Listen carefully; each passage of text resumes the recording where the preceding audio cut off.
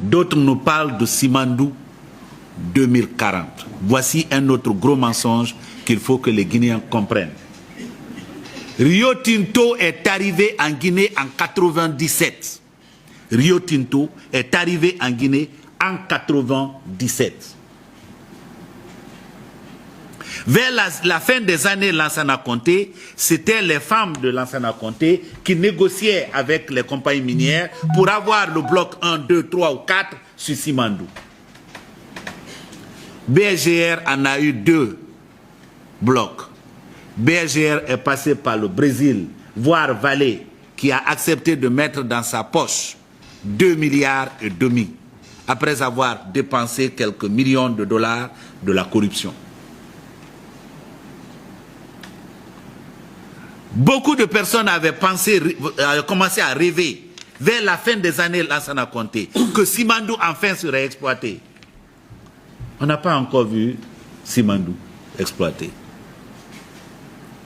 Lorsque le CNDD est arrivé, on avait aussi parlé de 20 milliards d'investissements pour l'exploitation de Simandou.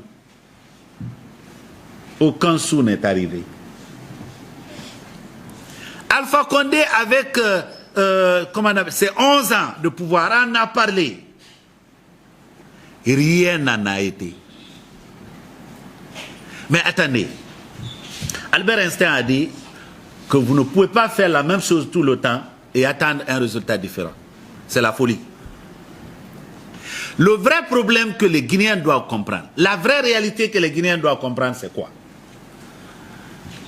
Rio Tinto, c'est une compagnie minière qui est fondée par des personnes comme vous et moi, qui ont mis leurs épargnes dedans.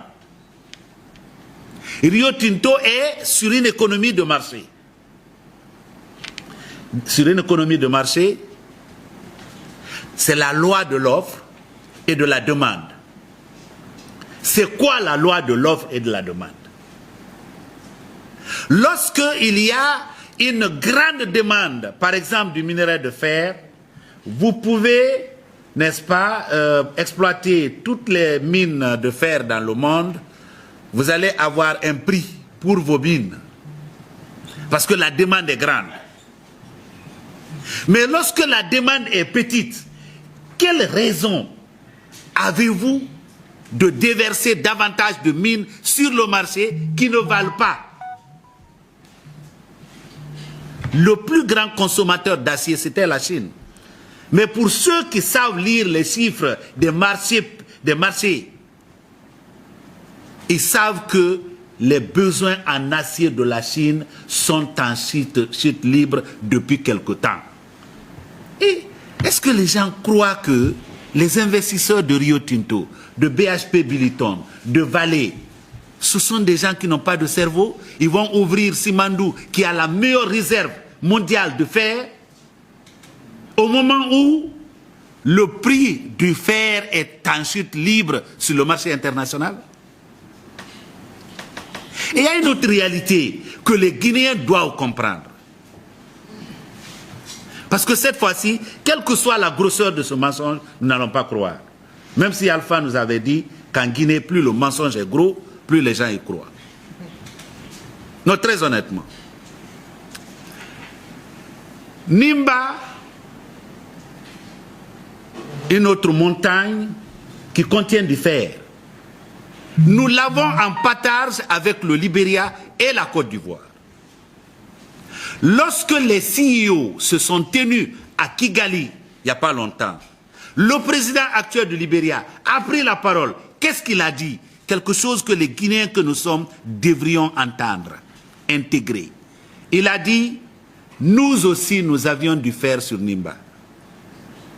Mais nous l'avons complètement exploité au moment où notre peuple n'a pas encore de l'eau potable,